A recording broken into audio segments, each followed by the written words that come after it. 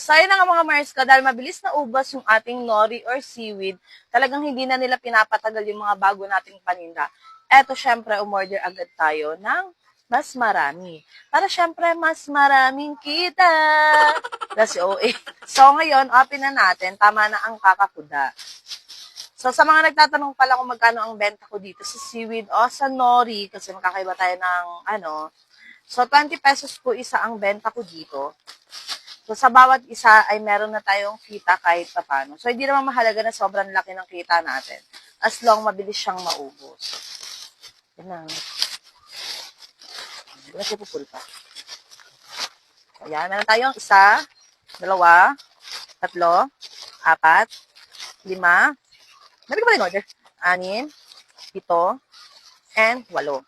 So, 8 lahat ng ating nori. Yan. So, bawat isang pack meron ng 3. And bali na order ko nga pala ito ng buy 2, take 2. Kaya naman, ayan, 8. Dalawang set yung in-order ko, kaya 8 lahat to. So, ayan.